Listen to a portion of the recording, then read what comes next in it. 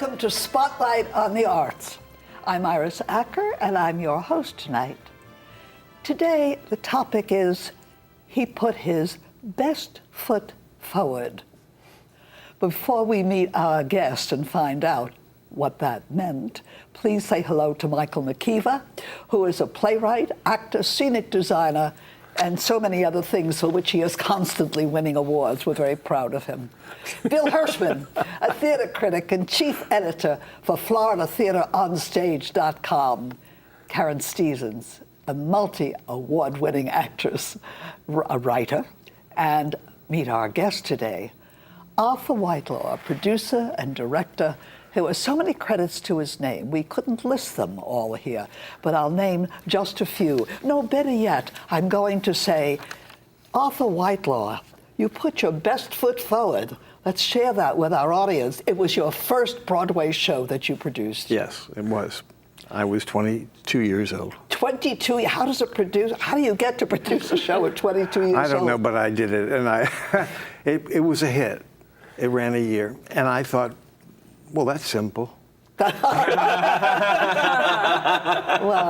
I learned very quickly it was not that simple, but it was a wonderful experience. how did you get Liza Minnelli and Christopher Walken? They were kids. To star in it. They were kids at the time, and they weren't the stars that they are today. Oh, my God. Liza became a star during the show because she played the part so well. And in fact, talking about putting your best foot forward, during rehearsals, the last few weeks of rehearsals, Liza stumbled and she broke her foot. Oh.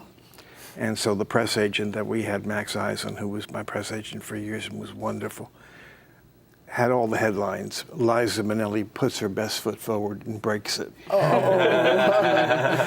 And you know, of course, if somebody said to her before the show, break a leg, she listened. That's right.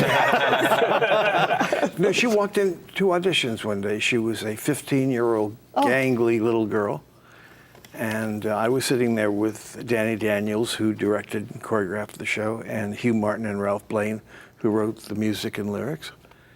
And she walked in with this sort of lanky teenager, and they sat down at the piano, and she started to sing. And she didn't sing more than 2 or 3 notes, and I turned to them and I said, I'm not doing this show unless that kid is in it. Wow. And Hugh, under his breath, said, well, of course you know who she is. I said, I don't know. Who is she? Oh, my. Whose name meant nothing to me. Liza Minnelli. You know, I didn't associate it with her father. And well, of course, they had written the trolley song for Judy and a lot of her other pictures. Is that what she used to audition with? No, I can't remember what she did 2 songs, and I can't remember what they were, but one was by this pianist who turned out to be a chorus line. Don't think of it. Marvin Hamlish. Marvin Hamlish, of course. And then Marvin later worked as rehearsal pianist on that, and then he also wrote the dance music for my first Broadway musical, which was Minnie's Boys. He was still in high school. He used to come home from school, have his milk and cookies, and come to rehearsal. Wow. Oh, wow. You know, Lewis Stadlin was on the show just a couple of weeks ago. He just sent me an email this morning. It's our mutual birthdays. And I love him dearly. I loved him too. from the moment we first worked together until today. He's quite a character. We love him too. He's got great stories, and he loves this business as much as we all do. I mean, none of us had to do this for a living, but we did because we loved it. And you were lucky to have him in Minnie's Boys. Oh, you know what Groucho said to him opening night? He came out of the wings and he said, come over here. And so Lou stood center stage with him and he said, you're not only more talented than I ever was, you're also younger. Let me share with our audience that, yes, Minnie's Boys is the story of the Marx Brothers. Actually, Mama is Minnie, their mother, right. And Lewis Stadlin played Groucho Marx. Yes, he did. In the show, and he got great reviews. I'll bet, sure. Yeah. But and some he of was your wonderful. But some of your other shows that you've been involved in, you were in you're a Good Man, Charlie Brown. Oh, yeah. Butterflies Are Free. Can you talk a little about how some of those came about? Well, when I was in high school, I was a great Peanuts fan. And I was 16 at the time that the idea came to me. I wanted to do a musical based on the strip because I thought it could make a musical. And I called United Feature Syndicate, which was then the publisher. And I was 16. Nobody wanted to talk to a 16-year-old kid about producing Peanuts. And so I just stored it in my memory bank and didn't do anything about it until I got a phone call many years later, 10 years later, from a girlfriend of mine whose name was Barbara Minkus. And Barbara, who used to do a lot of things down here, Barbara had just gotten an advance pressing of a new children's record that she was on playing Lucy called You're a Good Man, Charlie Brown. And she said, would you like to come and listen to it? I said, I'd love to. And she had no idea that I had always wanted to do Peanuts as a musical. I'd never forgotten it. So I went to her apartment, 3:30. We sat down, had a cup of coffee. She put the record on. And it was Little Known Facts, the song, where the snow comes up, Charlie Brown, the snow comes up. And the phone rang. And she took the record off and took her phone call, came back to put it on. I said, don't play anymore. She said, you hate it. I said, on the contrary, I love it. Who wrote this? And she said, the guy that writes a lot of the Plaza 9 shows that I'm in. Oh. I said, what's his name? Clark Gessner. Where is he? Why are you asking me? I said, I want to talk to him. Is he in New York? Yeah, he lives in Brooklyn Heights. Get him on the phone. So she went to the phone, and Clark spoke in slow motion. He would say, hello, Arthur. Hi, Clark, how are you? This is Clark. I know.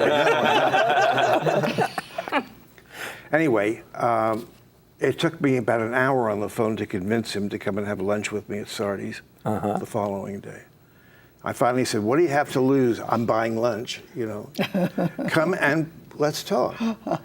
So Barbara and he and I went to lunch at Sardi's, and it was like 3.5 hours of begging and pleading, like foreplay with this guy, to try to get him to agree to write these 10 songs into a musical, and to write a couple of more songs that I thought it needed to.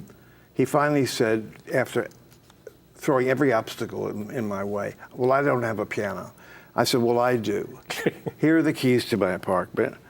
I'll go out and stay at my parents' house for 2 weeks. You take my apartment and you write. He said, oh, okay. So on the way out of Sardi's, it dawned on me that he had gotten the rights to do this album, must have gotten by Schultz. I said, do you know Mr. Schultz? He said, oh, yes. I said, do you have his phone number? Yes. So as we're going around in the spinning door, he's writing the phone number out for me. And we get outside, he hands it to me. I said, now go and write. And I gave him the keys, and he went. I went out to my parents' house, picked up the telephone, the first thing I did, and called Schultz on the telephone. And he answered the phone. No secretary, nothing. I said, you probably don't know who I am, but I'm a young producer in New York. And my name is Arthur Whitelaw, and I've had a couple of hits. Oh, he did know me, he said. And I said, I would like to take the musical, the record that Clark Gessner, that I just listened to. I hadn't even heard more than that, 8 bars, that song. And I'd like to make it into a musical, and Clark is in my apartment right now trying to make this into so. Could I have the rights? He said yes. Just like that. Thank goodness. It was that simple. I swear, things that are good sometimes happen like that. You had an amazing cast, too. You know, he didn't just you? Gary answered, what does a Berghoff? producer do? Well, yeah. You know, that was That's right. a question. What do What does producers a producer Well, do? I'm that kind of a producer. I mean, I trained with Alex Cohn and David Merrick. I was David Merrick's office boy. Oh, really? David Merrick. And I loved him. I loved him more than I can tell you. And Jack Schlessel, who was his general manager, also was my general manager many years later. And I also had David's old office when he left at the top of the St. James Theater, where as a kid of 3 years old, my parents took me to see Oklahoma. Wow. And I first decided I was going to be in the theater, Wow. not knowing that many years later, in that very building, I was going to have my office. Wow. Wow. So, I mean, it's a very small world. It's all predestined, I think, and you sort of make things happen. But she's right. What does a producer do? Well, I'm an old-fashioned civilian. producer. I'm a dinosaur, because producers today don't do that. They don't have the training to do that. I wanted not to be an actor, but I wanted to know what an actor felt like, so I acted in early television, which all came from New York in those years. And I used to do little bit parts, and I got to know the secretaries, and they thought I was cute, so they put me in and gave me a part. And I did a lot of shows. So I learned what the insecurity of that meant, being an actor. I worked as an apprentice in summer stock for 3 years at the Seacliff Summer Theater. Seacliff was on the East Coast circuit, Westport and Algonquin, and we had all the big stars, and we had the most wonderful set designer whose name was Cleon Throckmorton. And Throck was Eugene O'Neill's original set designer. By the time I met him, and I was 13, he was an old drunk. Had every marble in his head, though. And I would sit there and listen to his stories about Eugene O'Neill and the Provincetown Playhouse. Wow. And all these wonderful people. And he taught me so much. And he let me design a couple of the shows. So I learned that end of it. They let me work in the box office, and they let me do press. I went to work for Max Eisen, who later became my press agent, when I was 18 years old. And then I took him to dinner one night, and I said, I'm quitting, but I want to hire you. He said, what are you talking about? I said, I want to do a show called Best Foot Forward, and I've got the rights to do it, and I'd like you to be the press agent on it. And he sort of slipped under the table at that point. And we worked together for the next 40 years. How wonderful. On shows. So this is, I've always found this curious, and it, even more so now that you talk about becoming a producer at such a young age, is the money. Well, I started out, I wasn't rich, but my parents knew a lot of rich people. That helps. So that helped. And I started out begging and scrimping and, bartering, whatever I had to do to get the money. And the money is always the simplest thing if you have something good. It just comes because one person tells another, and then all of a sudden you get a phone call and so forth. I'm with Charlie Brown, for example. We only wanted to be a small show, so we budgeted $16,000. And I was afraid to take money from any of my friends, frankly, because things had not made a lot of money in those But you years. did. No, I didn't. Oh, really? No, all strangers. Whoa. We took an ad in the New York Times, our first ad, quarter-page ad, to buy tickets. What attracted them to that? The Peanuts. Sure, The the Peanuts, the name. song, Peanuts. the show. I got a call from this guy in New Jersey. I don't remember his name. He's probably no longer with us. And he put $500 in the show. And I said, okay.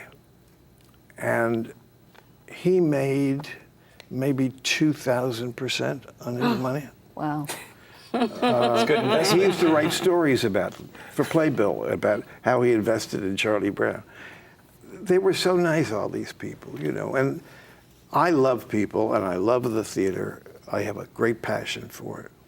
And I also love friendship, and friendship to me is the most important thing outside of health in life. And I've kept my friends all these years. Eliza and I are still very close friends. Nice. Chris, whenever Chris is in a play, I go to see it. We go backstage, we talk. He's one of the sweetest men I've ever had work for me. Blythe Danner, Butterflies are free. Butterflies. That was her first show. Isn't that something? Blythe Danner. She won a he Tony cast her for it. in Butterflies Are Free. Yeah, that she was won her a Tony. first. Let's talk about that. What brought you to that property? How did that particular play come about? That's a funny story. Well, I had a lawyer who was the dean of theatrical lawyers. His name was Arnold Weisberger, and he represented the creme de la creme of writers, producers, actors on this continent and also in London. And when I was 13 years old, they lived in Seacliff. They had a summer house in Seacliff. I was working at the Seacliff Summer Theater. And his mother took a shine to me. Noel Coward used to call her pot roast because she made the best pot roast. She looked like a pot roast.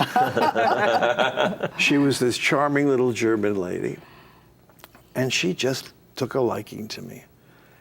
And I was doing something in television, I guess at that point, and I needed a lawyer at 13, and she made Arnold represent me. Arnold represented me for the rest of his life. One night, 2 years after we opened Charlie Brown, I got a script from him. He'd never done that before. He sent me a script by Leonard Gersh, whom he represented. And Arnold was one of those few lawyers who could represent both sides. He was that fair, and you didn't feel, put upon when he did that. He did that with Vernon Duke and me, with Cabin in the Sky, and also with Leonard Gersh. He wrote a note in the script which said, "Dear author, read it tonight." I was going out to have dinner with my parents who lived in Roslyn. Well, I got on the train, Tunaville trolley, and I opened the script, Butterflies Are Free, by Leonard Gersh, and I started reading it. I reacted to it the same way the audience reacted to it for years later. When he said he was blind, I went, so did they. I hadn't read the second act yet. So I walked into my parents' house to have dinner, and we're having a drink, and my mom said, "Well, you seem very happy." I said, "I am. I've just read something that I think is really wonderful, and I want to do it if the second act is as good as the first." Well, it wasn't. But I called Arnold the next morning, and I said, "I'll do it. I'd like to meet with Mr. Gersh, whom I didn't know." We wound up being the closest of friends for many, many years till he died. He was one of the funniest people I ever met in my life. Opening night, to show you what happens sometimes if you're lucky. Leonard Gersh, Milton Katselas, who was a wonderful director, did 2 plays for me, directed the play, and I were walking back and forth in the lobby at the Booth Theater. Every once in a while passing each other to stop and sigh, And finally we stopped, and I said, I've got to say something to both of you. This has been one of the nicest experiences that I've ever had in all the years that I've been in the theater. And whether it's a hit or not tonight, I want to thank you both for giving me the pleasure of being able to work on this. Now, I said, "Leonard," or Lenny I called him, "are you going to write another play?" "Oh, yes." Yeah. Am I going to get it? "No." Oh. I said, "Why?" He said, "Because I'm going to send it to David Merrick. That's where I thought this was going." Before we run out of time, there are so many shows that you've been affiliated with. Just a few. Cabin in the Sky, 70 Girls 70. Why doesn't anybody do that again? Well, it was done a couple of years ago at City Center. And it was very good, very Sorry, well I didn't see it. received. The Taffetas is still being done today. All over. And of course, Snoopy. Sweet Sue, Mary Tyler Moore. I didn't know that one. And Lynn Redgrave was in it as well? Lynn Redgrave. It's by A.R. Gurney. It was the first Broadway play he did. And films? Oh, Tom wow. Sawyer, the musical, Huckleberry Finn with Jodie Foster. Her all first these film. people who are so famous today. And Goldie Hawn did Butterflies Are Free in the film. She was, and Eileen Heckert, who And played it on Eileen Heckert. Broadway. Right. And Hecky won the Academy The Award. Academy Oscar, Award for 72. it. How about that? HBO, you go on and on, Bill. But what about today? What are you doing today? Funny you should ask. I've been living in Florida for nearly 25 years now. Have you? Yes. And when I first moved down here, I met Bob Hewer, who used to run the opera. And we, to this day, are great friends. In fact, he's the executor of my estate. Through Bob, I met everybody that really mattered in the arts down here. One of the people I met was two of the people, John and Maria Rodez, who had this Area theater. little place called the Area Stage on Lincoln Road.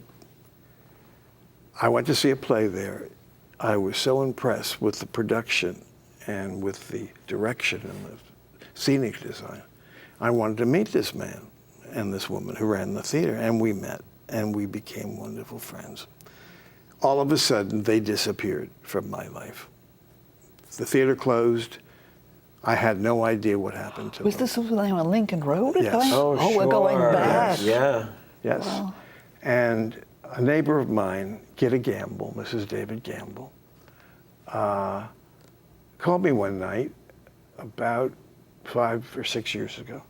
And she said, there's a theater going to do Your Good Man, Charlie Brown right near me. Would you like to go? I said, sure, what's the theater? It's called the Area Stage. Boing.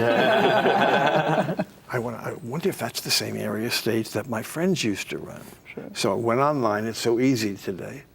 And sure enough, John and Maria Rodez, founders, there they were. Right. I sent them an email. We met the following day, and we have been inseparable. I mean, I know you're on the board of inseparable. directors. Yes. They are the two of the most wonderful theater people Isn't that nice? that I've ever worked with in my life, ever. I have to make sure they see this show. And to bring back to what I'm doing right now, Yes. After I directed Snoopy for them, which followed a year later after Charlie Brown, we had such a good time. John and Maria brought me into their office and they said, we want to work with you. I said, well, nothing would make me happier in the whole world. Do you have any ideas? I said, yes. I said, I read a book about 20 years ago that I bought when I first moved down here called Children of the Holocaust. And it's a book of letters and diaries of the kids who were all taught. I thought it was just Anne Frank, but no, they were all begged and pleaded with to write about their experiences. And I said, I think there's a story in there, and I think that would make a wonderful musical. So they read it, and I said, I have a title for it. It's called Letters from Camp. Letters from Camp. And they loved that. Next day, the three of us were writing it. So then, as putting my producer's cap on, I started putting pieces together, which is what a producer, he does piecework, you know, he puts pieces together. I called my friend who runs the Holocaust Museum in Washington, and I said, a lot of our story will take place at Theresienstadt, which is the show camp that the Nazis used to bring people to show they weren't hurting anybody. Yeah, okay. And it's still there outside of Prague. Is there somebody there I can call? Because I'd like to go there. And I understand that it's exactly the same as it was years before.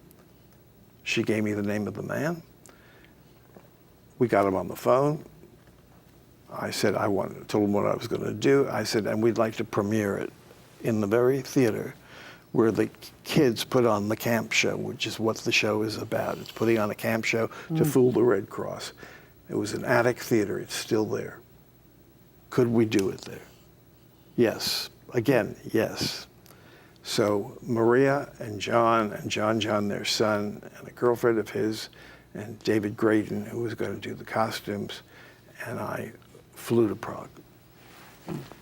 And we were taken on a private tour of the whole camp. I got such goosebumps walking through that place. The memories that were there were unbelievable. The director showed us a closet where they still had some of the women's clothing with the stars hanging attached to them. And we then were taken into the theater, which is exactly the way it was left 70 years ago. So we're going to do our premiere there. Now we've had 2 readings. We've written it and had 2 readings of it. First went very well, second we were not happy with. So we've gone back to the drawing board, as I'm sure you're used to doing. Only too well. Only too well, to rewrite. In the meantime, I got permission from an old investor of mine who's also the financial director and the senior vice president of the Kurt Weill Foundation to use any and all that we want of Kurt Weill's published and unpublished music. Wow. For the camp show part of it. And we've got 2 young ladies from the University of Miami who've written new music for the plot songs that are so brilliant, I can't tell you. We'll all look forward to it. And we have to have you come back and do an hour. So, Yes. there's a story with every show, isn't there? Oh, sure. There really is. And we didn't touch really your film career. And you've done stuff in England, the West End, and all that. I mean, really, there's just not enough. I love working in England. I just love it. I've done 10 shows there. How fortunate that you were able to. Oh. How fortunate we were to have you here today. Oh, thank you, Iris. So, Arthur, thank It's you. been my pleasure. And next really. time we have to have at least an hour. Exactly. Maybe again. then a little bit more. Yeah, so thank you. And again, I always say this show is educational. I think, yes, maybe we finally found out what a producer really does or doesn't do that everybody else does. Anyway, just wonderful. I want to thank my panel. And I certainly want to thank you, Arthur. Oh, you're welcome. Extraordinary. And I want to thank you. I want to thank you that each week you continue to watch us. We look forward to it. And to find out what's happening, because I always encourage you to go to the theater.